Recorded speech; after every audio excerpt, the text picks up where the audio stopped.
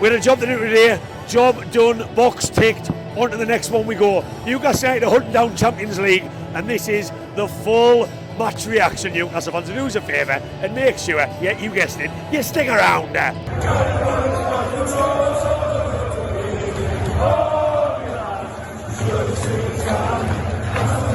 Well, in terms of a box ticking exercise, the box is ticked, and Ed Sheeran, you might have to write a new song after that one.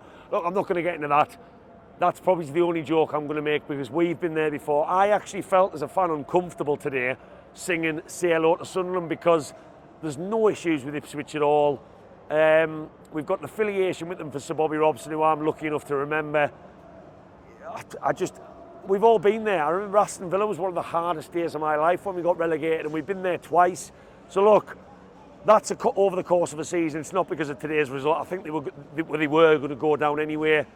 But we move on from that one. But yeah, Ed Sheeran's probably not going to enjoy his time in Newcastle as much as I joked about on another video. But look, box tick, job done. Newcastle United are marching on. Newcastle United are beating the teams we should be beating after that blip.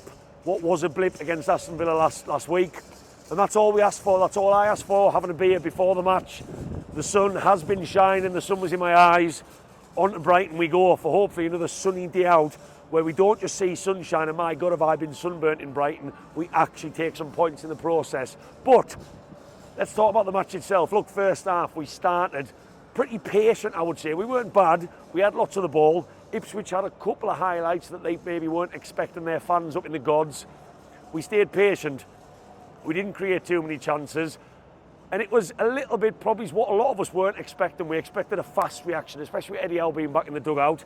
But we dug in. But then as the half went on, we started to miss chances.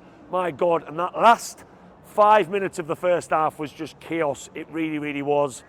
Isak missed a fantastic chance from a brilliant ball in on the half volley. We had one cleared off the line, and then there's the penalty. And I just want to say, as this is the instant reaction, I haven't seen the penalty decision back. I did catch the referee going to the VAR box. When that happens, everybody in the stadium is clapping their hands because that's the basic way. This is what I don't like about VAR, a way of them saying, you're wrong, we don't want to make the call, but you are wrong. And it was a penalty. Jacob Murphy on the run like he normally is down that right-hand side. And that goal before half-time was key because they got a man sent off. Can you imagine about to get relegated and one of your players as an Ipswich fan gets sent off for a dive? One of the yellow cards was a dive, a blatant dive. And I tell you what, lots of criticism of the referee, which I understand.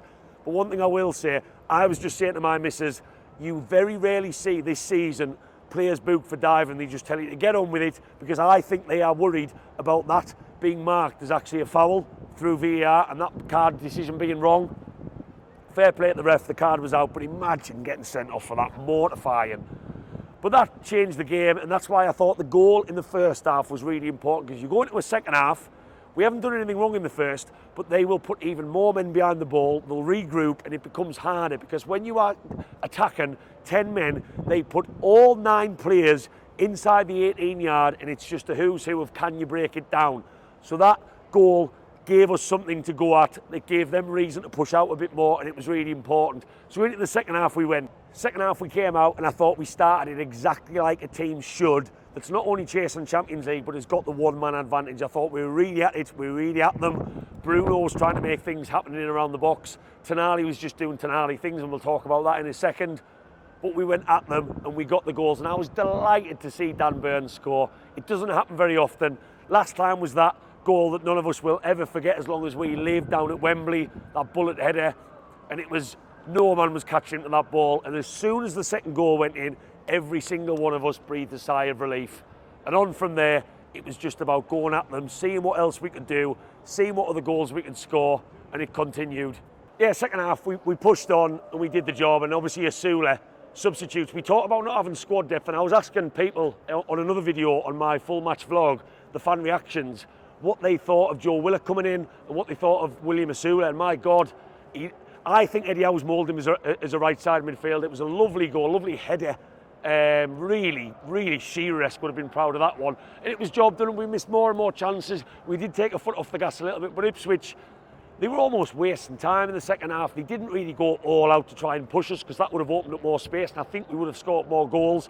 But it's a job done, and honestly, let's talk about individual players. Tonali, did he give the ball away? Look, he didn't do too much tackling-wise today, but first half, he put in some fantastic last-ditch tackles. He just sets us up. No, Joe Linton was massive today, because you lose that presence, you lose that athleticism, and he just set us up nicely. And Tonali, for me, he's just continuing to not put a foot wrong. Is he one of the best Italians to play in the Premier League? That time will only tell. You've got the likes of like Gianfranco Zola and some brilliant other players, but if he continues as he is and he stays with Newcastle, he's an absolute class above, and he will be a massive presence in us getting Champions League. Other players, I thought, again, Bruno, I thought he looked right at it after a weird performance against Aston Villa when he lost his head quite a lot. I thought Bruno looked really, really at the races today. Wide areas, I thought Jacob Murphy was a bit quiet today. I thought Harvey Barnes probably is the quietest match he's had since he's come back in the team. And Alexander Isak, he got his penalty, but he just seems to be a little bit starved of service. He really does. First half, before his penalty, he barely touched the football. So that's something that Newcastle as a team and Eddie Howe needs to work on, involving that between lines, getting him more involved. But look, absolutely massive performance today. We go on to Brighton away, which is a really difficult game. It was only Chelsea that played today, but they did their job. When Newcastle United have done their job, 3-0. The goal difference looks better. That Aston Villa game I said was a blip, and I would put it down as that. I think Ipswich played in our hands today by dropping off. They are a pressing team, but they didn't do that today. Commiserations to their fans. They travelled in fantastic numbers, and we've been there. I've got no doubt Ipswich will bounce back. But on to the next one we go. Massive, massive performance from us all. Massive performance from the team. Massive reaction. Wasn't the best day at the office by any means, but I don't think it needed to be. Against the likes of Chelsea at home, we've got to play better. But we have had some of our bigger players play well today. And that midfield, as I continue saying, dictates things. On to Brighton we go, Newcastle fans. Let us know your thoughts down below. There will be a full match vlog with fan cam reaction, so please make sure you whack that subscribe and check that video out. Now I'm going to go and sink a pint on this lovely kick-off time, by the way. A lovely little 3 p.m. is lovely to get in the bar. Thank you very much for watching. Champions League mags, Barcelona, Bayern Munich, Lazio, Roma. Jody boys are taking over. The Champions League might await for me. Away the lads! Oh,